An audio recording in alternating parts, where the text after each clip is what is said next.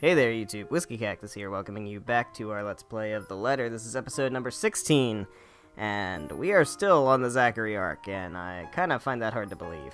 I really thought we'd be getting close to finished here with the Zachary arc. I have to imagine we are, because we've been on it for a number of episodes now, but we did some stuff last time. We checked out the mansion, and we heard a voice, and we ran the fuck away from it, and I think we made the right decision. I'm not 100% sure, but I think we did. I'm pretty sure this is the one that we left off on. Looks about right.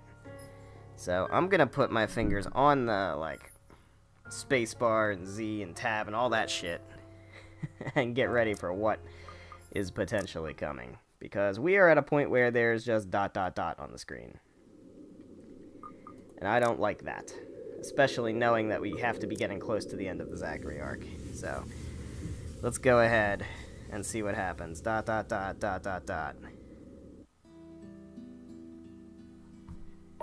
Wow.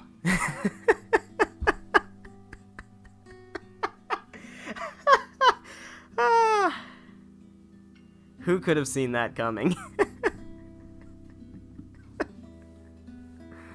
Oh my god.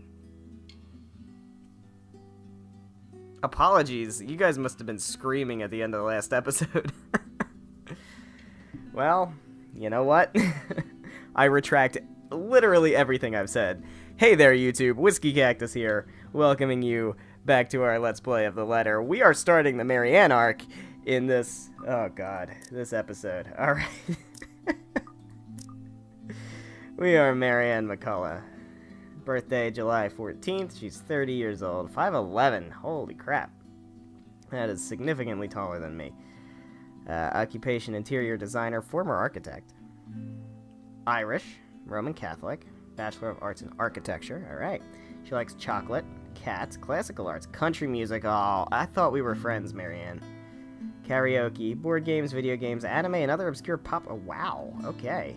Other obscure pop culture items and yoga. Alright, Marianne, I can overlook the country music. Everything else about you is fantastic. I had no semblance that she was going to be a closet otaku. Oh my god, left in a dumpster as a baby. She was found by a peddler and spent most of her childhood roaming the countryside in a beat-up van. Her father taught her how to read, write, and pray.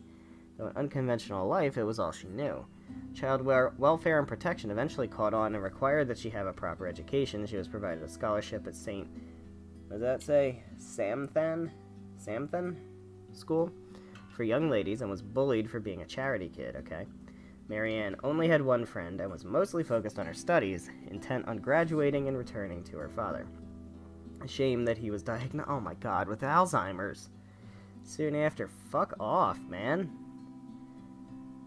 Her work as an architect in Ireland lasted until the Irish economic crisis. She moved to England, and after some time Luxburn in search of better career opportunities. Alright, well. Fuck, I'm depressed now. But we get to play as Marianne, and I'm excited, because I really like Marianne. And, I'm very interested to see how her arc is going to go. Now, I don't know if it said what day it was yet. But it is 7:15 p.m. on whatever day. Numbers are so little on the top of my screen, and they glare at me with such intensity that I can just hear their accusations. I'm late for a night out with the girls, yes, but I have a perfectly good excuse, jeez. Considering I didn't follow typical office hours, they really can't expect me to be able to just go as I please at 5:30 on the dot. The client is, first and foremost, my priority. I have to sit tight when my personal assistant, Chris, tells me we have a big one coming up, and that I shouldn't miss this one. He knows a lot more on the who's who and the what's what when it comes to these socialites, and I trust that judgment call. I really don't have time for rich people, their drama, and their politics. These sort who were born with silver spoons in their mouths, and who are used to wagging their silver tongues about. So, now we have some context. It's very interesting. I let him handle the negotiating with them for the most part. Why else would I have hired him? But he told me I'd receive a message about it an hour ago. Now, if only he has the full shilling when it comes to the time. Come on, I have a social life too, you know, to an extent. Sort of. Pressing my head against the table, try to stave off an oncoming headache when the notification for a new email pops up. All I'm expecting is a, hey, this looks like a good project I found, go send them a design, or something like that, really. That's how it often goes. Even with these rich, jammy clients who's heard of me from their equally rich, jammy friends, I can't expect them to hire me right off the bat. Which is all well and good and reasonable. We figure out what they want, send them my portfolio, my drafts for their projects, my rates, and hope for the best. Ooh, alright. Subject, forward, important client, please read.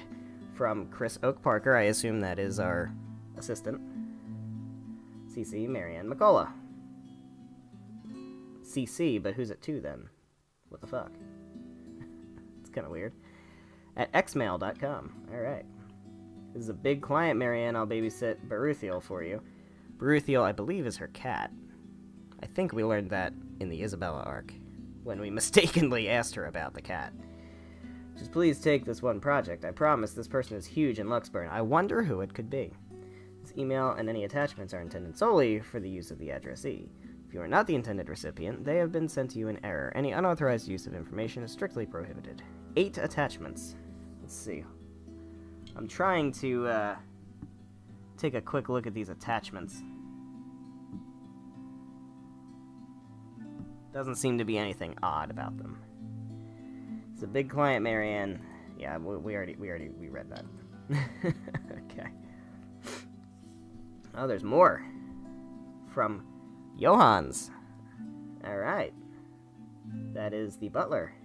Subject re Hannah W., Ermengarde Mansion. Excuse me.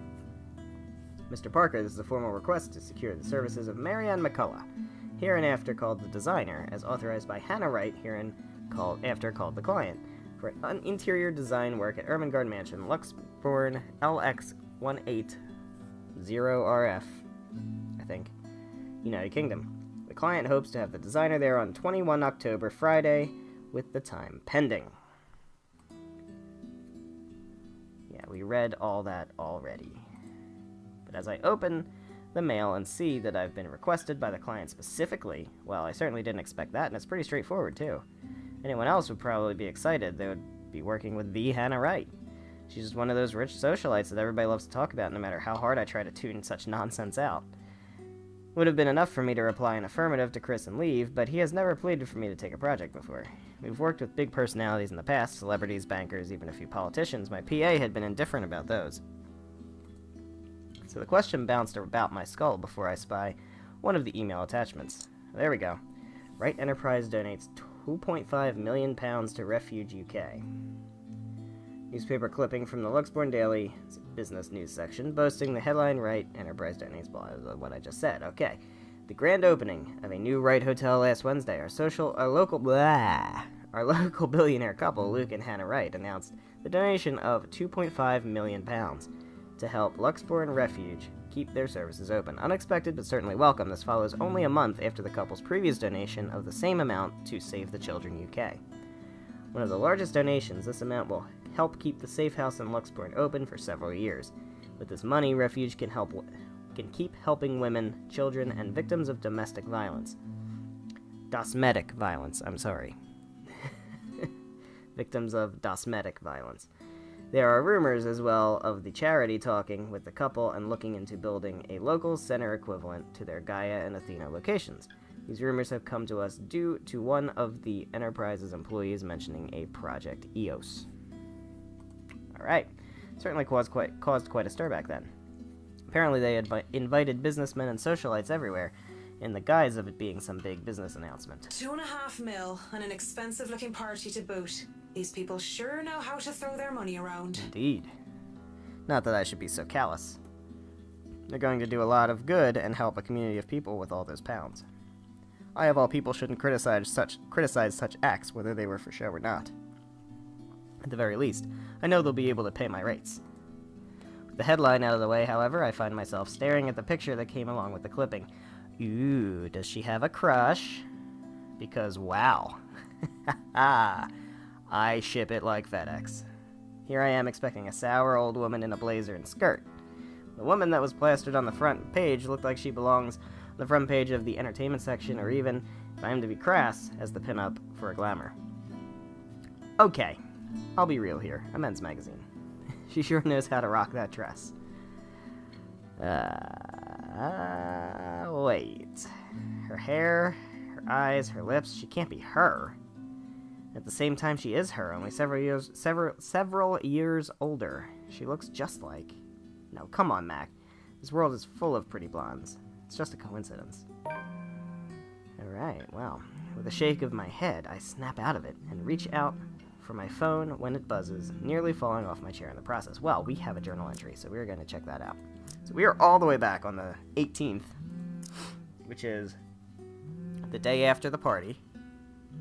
I hear you, phone. I will pick you up in a minute. An email from the Wrights came, requesting Marianne McCullough's expertise for their home. What seemed like an innocent commission made a different impact on the famous designer after seeing a picture of the Wright missus. I cannot read today. It's worse than usual. Holy crap.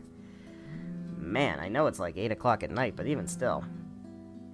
With a shake of my head, I snap out of it and reach out from... I read that already. Who else would be on the other line but the very people waiting for me? Piss, I'm so sorry, Cam. I'm on my way. That's what I say. Yet I still don't move from my chair, face flushed and heart racing. Oh boy, she's got it bad for Hannah. I will do everything I can to make that happen. I still don't even know if it's something you can do, but I will try. I could only stare until I can will myself to reply that yes, I'm accepting the assignment. And it takes even more time for me to just close the image, shut down the computer, and leave. Holy shit, man, alright. Even then, it has already burned its image into my head, no matter how much I wish it would just disappear. Makes me eager for the alcohol in the company. Oh, right, she's a Catholic. Oh. That's interesting. Makes me eager for anything that can help me forget. It's a good thing that the nearest pub is just a hop, skip, and a jump from here. How about driving? Or walking, even. Alright. Well, we are at the Crawl Bar. This is a very new location. The Galway Shawl, as it is called by those who frequented the place, is the only decent Irish pub in this county. You can pretty much tell that someone is new if they call it by its official name, the Crawl Ball. Well, I guess I'm new then. That's what it said up in the fucking corner. My home away from home ever since I moved to Luxembourg. Well, that is when I'm not cooped up in my condo and working anyway. Has good alcohol, good company, and thank God in St. Cecilia, good music. Crowd favorites like the Bothy Noise. I'm gonna mispronounce everything Irish in here, I promise you that. The Bothy Noise, the High Wesleyan Men, and the Second Fusion Orchestra are often played. Not to mention the singing. I love singing. Anyone could just break out into a drinking song, and the others in the pub were just wonderful that they'd start singing along. Doing so while intoxicated is the best of ways to go about it. Hey, it's win-win as long as I don't puke in the middle of the chorus, and as long as I can get home in one piece at the end of the day. I am so surprised. Marianne is so much more layered than I ever expected her to be. Sorry, Hannah. You might not be my favorite character anymore. I don't know. It's a tough call. And tonight is karaoke night. What better time than to try and sing all my worries away? That's what my intoxicated brain tells me. The ghost of guilt and sorrow remembers who I am. And in the prison of my heart, I was my only slave. Fuck yeah, alright. I ain't no country music. But drinking only reminds me of my home. And the thought of home makes me think of her. Ooh, what up? But in the depths of my cold soul, I'll leave the burden and despair. Makes me nauseous. It sickens me that the smallest reminder of her can cause me such grief. I'll fight for what's worth fighting for. Forget the fear, forget the rest. Of course, that might just be the booze. Any other day, I would have scolded myself for drinking so much. I lied to the Lord, I lied to myself, I lied to you and everyone I care, until there were no more lies to tell. But I already have a client, and we'll be having our first little meet and greet in a few days. Cowardice is easier than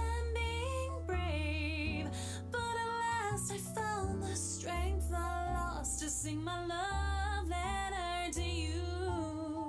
You had to say the word letter, didn't you? 'Cause people can lie, but my lone heart beats true. I want to at least enjoy this night. Get over the hangover tomorrow and return to being a prim and proper professional after. No. Prim and proper professional is overrated. Embrace yourself, Marianne. That song was for Cam, our lucky bride-to-be. So give her a hand, Galway shawl. I'm curious, because the singings almost sounded like Amanda Lee, who is the voice of Isabella, and who does the themes, or the opening track, the main song for the game. It kind of sounded like her, so I'm not sure. That's interesting. Didn't really sound like the VA for Marianne, but I could be totally wrong. I have no fucking idea. I'm just blabbing away here. Alright. Considering the state I'm in, one can excuse my smug grin as cheers and applause rise among the pub's patrons. Because possibly off-key singing aside, not off-key at all. Jesus Christ, that was fucking amazing. Feel like I'm on top of the world right now. That's a good reason as any to belt out in front of these strangers. With good drinks and good friends, there's nowhere else I'd rather be tonight. And I forget for a short while. And that song was brought to you by Marianne McCullough, everyone!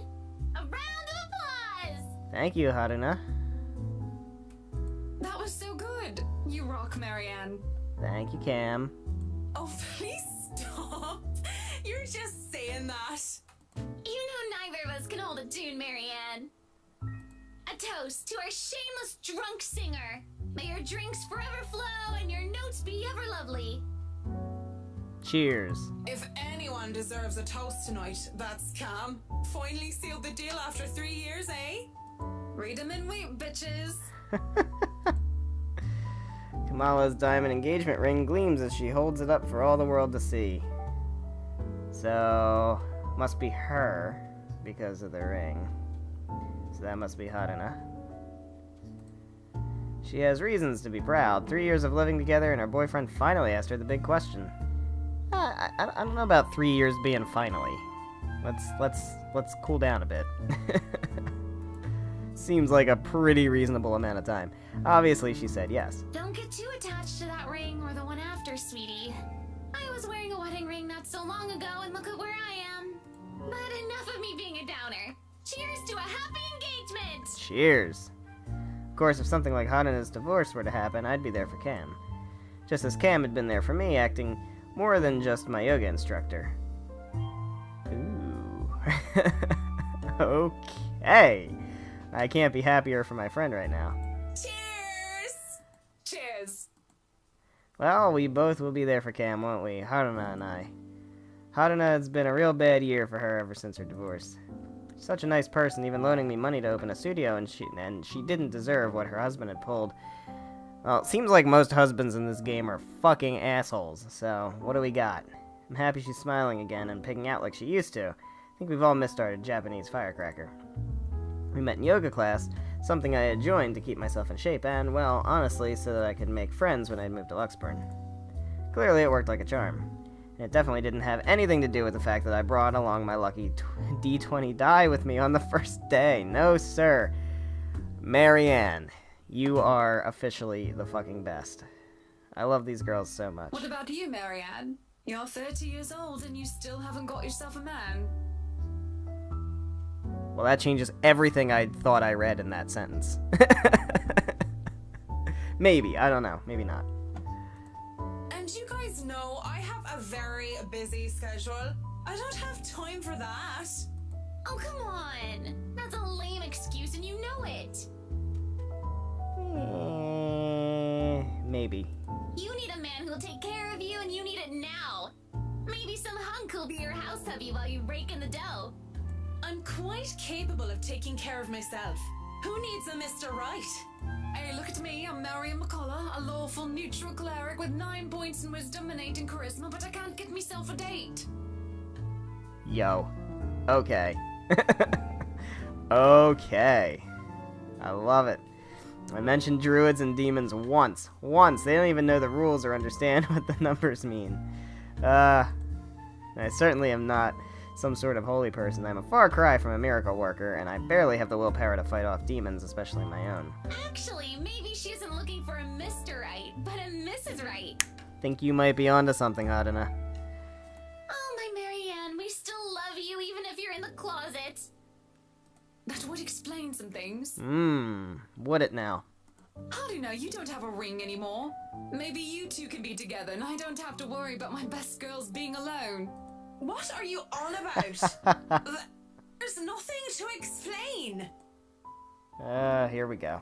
The more I deny, the louder they tease until the other people in the pub start to watch. Oh, that's what you want. Doesn't help at all when Hadina drapes her arm over my shoulders and leans in.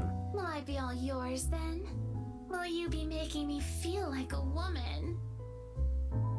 I mean, we haven't met Hannah yet. It's fine. I know that they're just kidding around, but this doesn't make me comfortable in the slightest. So when Kamala notices my silence and Hadina sees the expression on my face, they stop. When the awkward air settles over us, the rest of the pub goes back to whatever they were doing before the whole thing ever happened. Probably won't even remember it when they wake up with massive hangovers anyway. Sorry. Me too.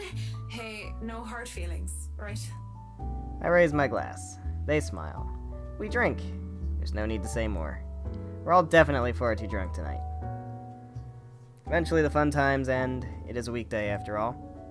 And with Hadina being a nurse, she still has to get ready for her next shift. Cam also has a loving fiancé waiting for her at home and really didn't have to make a fuss about having left some buns in the oven when she took off early. Really, I understand. I was the one who insisted, who was determined to get pissed drunk anyway. Moving to the bar, I said, "Oh, she's gonna hang. Okay. Fantastic. Alone at last. I know that. Oh, fuck. Why do you have to be here? Ugh, you're the worst. Alone with a stranger. Well, this is gonna explain how the two of them know each other. Clearly. Haven't seen him here before, obviously not a regular. He hasn't said a word and just sits there savoring his drink. With his whiskey served neat in one hand and lighter in the other, it doesn't seem like he's noticed me yet, and maybe I should go before he does look my way. Maybe you should. Because he was pretty and he was blonde, and those two things plus alcohol never did me any good. I thought too late. Judging by the way his flushed face and dazed look in his eyes, he's as pissed drunk as I am. But whereas I feel like keeling over, he looks like he's still ready to take the catwalk by storm. Really, he just has the air of one of those men who think they own the world. Hello there, sexy. Thanks, whiskey. Please don't stand up on my account. I already like what I see. Game, you know, I thought I liked you, but you are using my name for that character, and I'm not happy about that. Yang Yang, I'm on to you. I thought we were friends.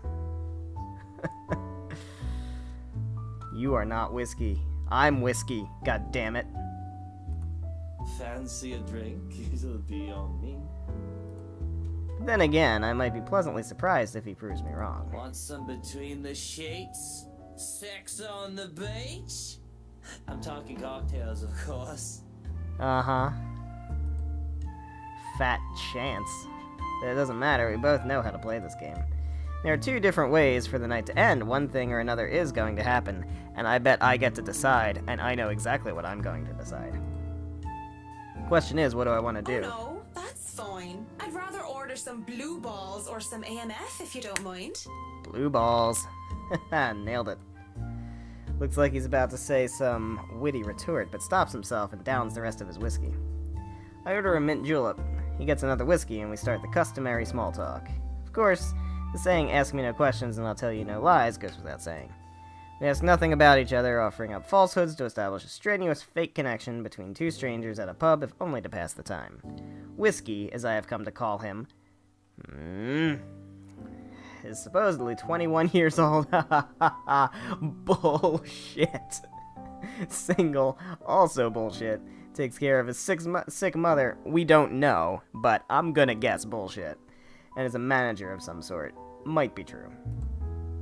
Manager of what? I didn't care to listen to the details. Meanwhile, Mint, as he has come to call me, oh, that sounds like a stripper name, is 29, and I'm, what did I say I was again? Oh yes, I told him I was a professional chocolate taster, because fuck it, if I'm gonna lie about what my job is, might as well make it fun. It's a pretty decent chat between two pretty drunk strangers. And maybe it's just me, but we might as fucking well expend the tiniest amount of effort in pretending there's something meaningful in this meeting. It would have been nice, too, if it was just left at that. But during a lull in the conversation, he brings it up. You know, I've never been with a woman taller than me. Oh, and you're not going to now. And to think he might have been different from the rest. No, oh honey. Never have and never will, Whiskey. Okay, Marianne, we're cool again. Can we go back to the history of chocolates?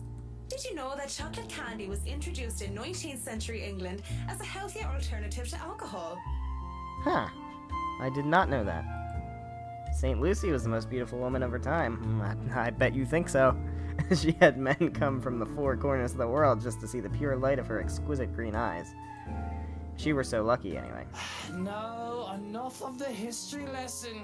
No, see, history is fun. You're being a buzzkill. I'm not being a buzzkill with my history lesson. Come on, Mint. You know and I know what you came here for. Excuse me, I came here with my friend who just got engaged to do some goddamn karaoke, so why don't you fuck off? Though not every suitor was gallant, and she was no fool, she had known that sooner or later she wouldn't be able to defend her chastity. Come on.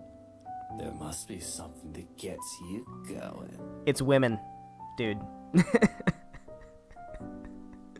I mean, it seems like Marianne either is in denial about it or hasn't realized yet, but it's definitely women. So she had taken out a knife and, oh, what the fuck? And gouged out her own eyes. There is something, but I don't think you can handle it. Ooh. Impressed with her devotion, God restored her eyes and made them more beautiful than before. He has a particular sense of humor, hasn't he? Because that only meant suitors kept going after Lucy, and she kept her eyes in a chalice to scare them away. Oh, I'm pretty sure I can handle whatever it is. We'll see about that. St. Lucy, help me. Help me turn away from sin. Help me with my own blindness. My place isn't too far from here. I won't take care of you if it ends up being too much for you. And no one will be able to hear you if you try to scream. You sure you want to go down that road, pretty boy? Wouldn't have it any other way.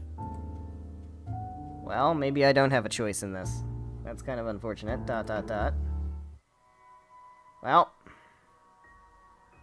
Oh, it's still evening. Okay. We haven't done something horrendous yet. Marianne went to the Crawl Bar, also called the Galway Shawl by its patrons, for a night out with her close friends, Cam and Hadana. When they left, Marianne was seen with a stranger, whom she only referred to as Whiskey. In turn, she was called Mint. It's a different whiskey, guys. Unfortunately. The best thing about having my condo so close to the pub is the ease of access. As long as I can still stand and walk, I can make it home. Isn't that the fucking dream? I wish, man. Maybe I'd need help from a kind neighbor or two to help me with the last leg if I've really gone overboard on the alcohol. But I always made it home. How's he gonna react to all the, weeb stuff in my apartment? Sometimes with company. Of course, that always comes with complications, especially the real clingy ones. There isn't anything a good tip about stalkers to the building security can't fix. I'm always nervous, though, even if this isn't the first time I've done this. And the first few minutes when we enter my room are the first few agonizing minutes where I try not to panic. Okay, Max, so far so good. Don't let him smell your fear under all that liquid courage. He'll leave sooner or later, and I'll never have to see him again, unfortunately. Just like every other man before him. I like to say to myself that the men I've brought to my place were more scared than I was. Yet there is no fear when I look into Whiskey's eyes, only delight. When he starts touching me, I don't even hesitate when I push him against the door. Roughness is to be expected. As long as he sticks to the script, everything will go smoothly. We'll have our little tumble in the sheets, he'll leave, we'll forget all about it. If somebody asked what I really wanted, I would have told them that I wanted a bed of roses, chocolates and music, maybe in an Irish castle. But all I really want is her. That's never going to be a reality. Well, who? That was my fault, of course. I assume it's somebody from back in Ireland. Who looks very much like Hannah. Because I was afraid. Because I was a coward. They would never hold a candle up to her. She was the light of my life. I had let her go. Can't even be bothered at the thought of her. Just a single thought of her makes me resolve to see this affair through waver. Wait. What is it now? Yes, what is it now? Oh. Oh. Oh. Oh. Oh. Oh, fuck off, Luke. I am gonna save, just in case. Yeah, we'll save here. I'm going to save, and I'm gonna say this is wrong. We're both drunk. And that...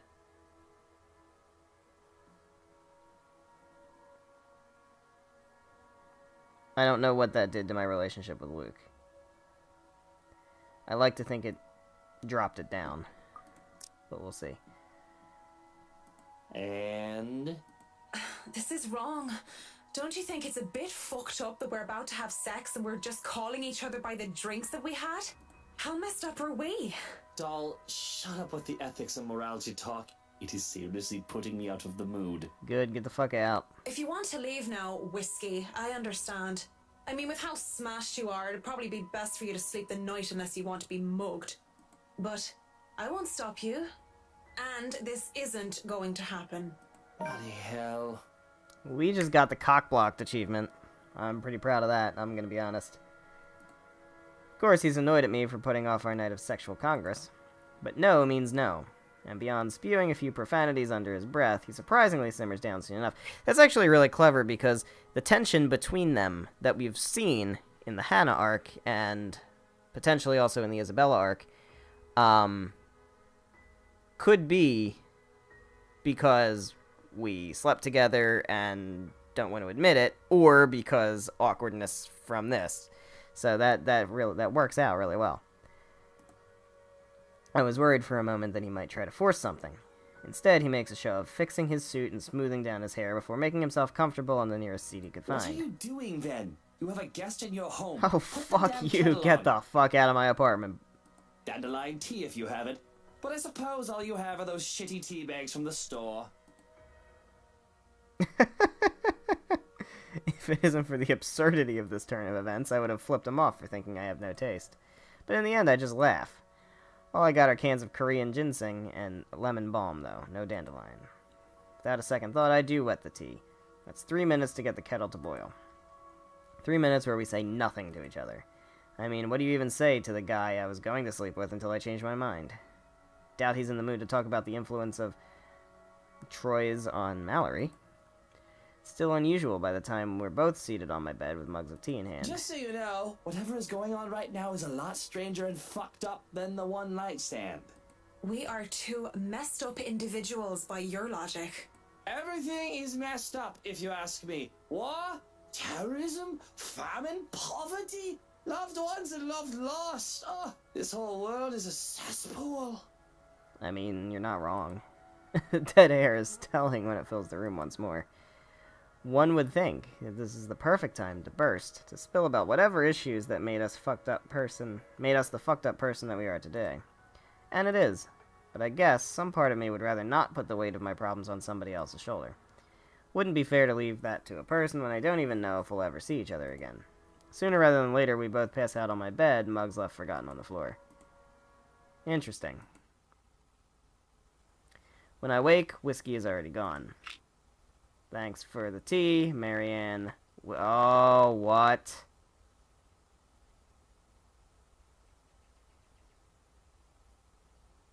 Excuse the fuck out of you. Why do you know my name? A bottle of painkillers and a note on the table are the only evidence I wasn't alone last night. Don't even question where these are from or just how he knew my real name. Just grateful for something to help with the hangover. Might as well. Alright, so we have Marianne and Whiskey went back to the condo after having one too many drinks. However, Marianne changed her mind about the one-night stand and ended up sharing tea with him instead. The next morning, the stranger left nothing but a note and a bottle of painkillers. I have a job to do. It is Saturday, October 22nd, so we jumped ahead quite a few days now. It isn't often that I think about drinking on the job.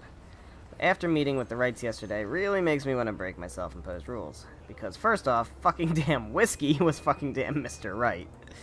Now, to top it all off, they had somehow forgotten to inform me that they didn't own the Ermengarde mansion yet when they hired me. What sort of person does that? Ugh, rich people. That's about it. I could do nothing but twiddle my thumbs at this, however. Twiddle my thumbs and wait for the go signal. It's not like I can accept other small projects. This is a big job, and I should be ready to start on it at any time. Not to mention that my PA practically begged me to be patient and wait this out. It was a hard decision to agree, but I did so in the end. Besides, I'm doing this for the Ermengarde mansion, not for anything or anyone else. I'd have a headache whatever I do anyway. I'd go to the pub again, but what happened a few days ago, I'd rather not end up in bed with another potential client. And it might be a huge leap in logic, but a library is the next best thing after the pub.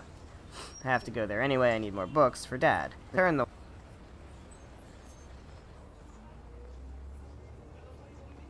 isn't such a bad idea either. So on a Saturday morning, I find myself going to the only library in Luxbourne to hopefully cool off.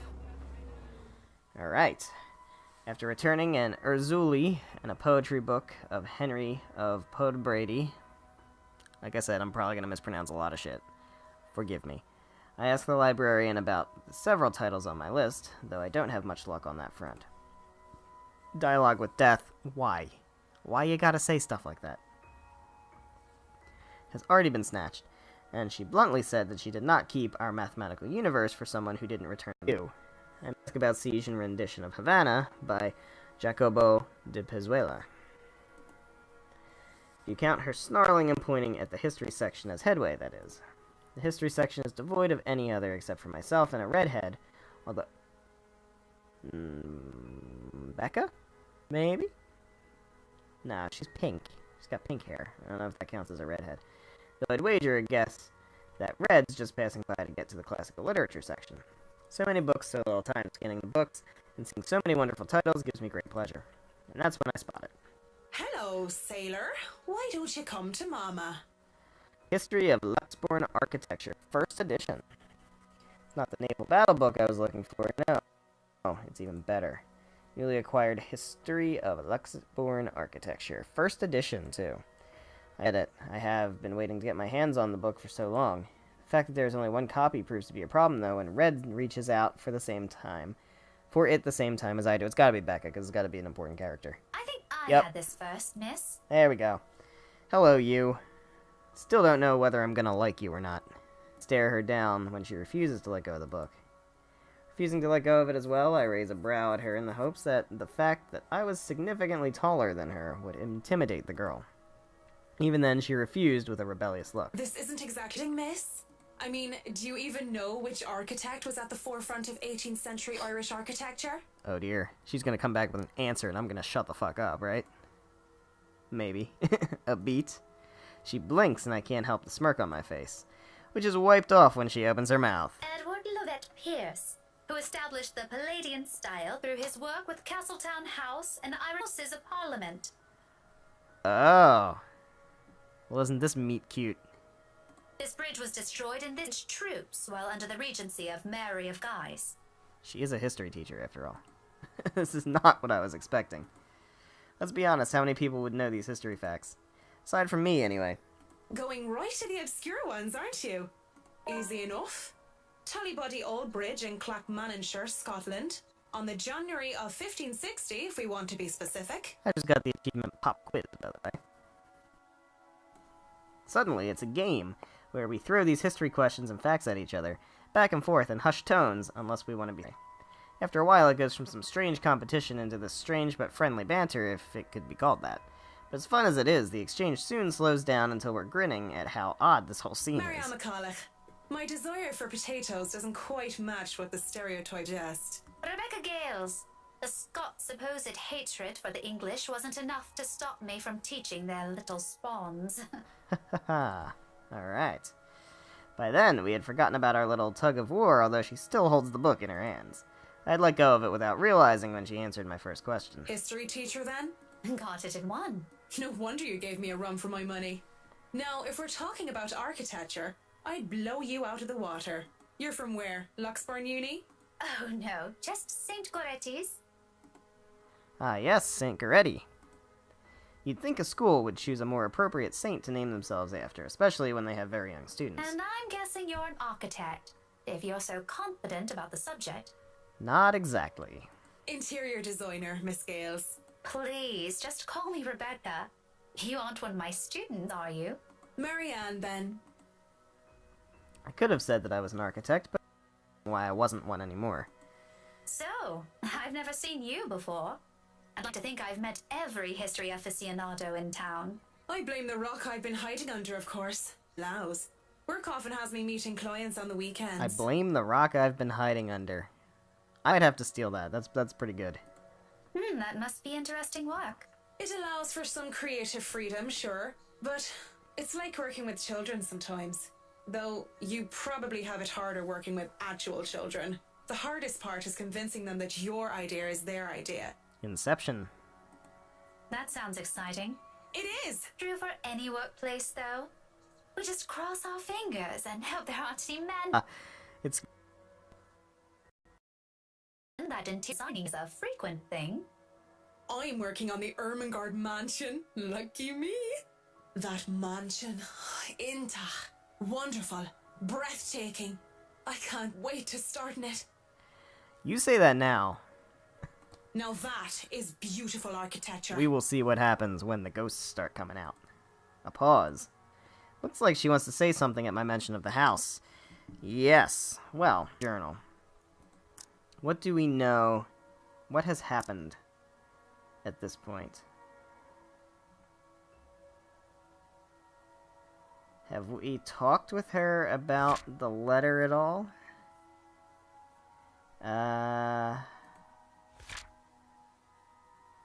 Yes. Yes, we had the conversation at the movie, at Zach's movie, with Isabella and Becca, so she's a little on edge about that shit. Not surprised, the place is certainly popular with the locals, especially with the urban legends attached to it.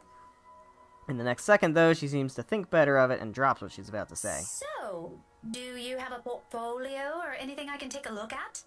I'd love to see your designs. Maybe you have some on a tablet? I've met some designers before, and they're always going crazy over these virtual room apps or another. A tablet? Please. Callicrates didn't need those silly iTabs when he built the Parthenon.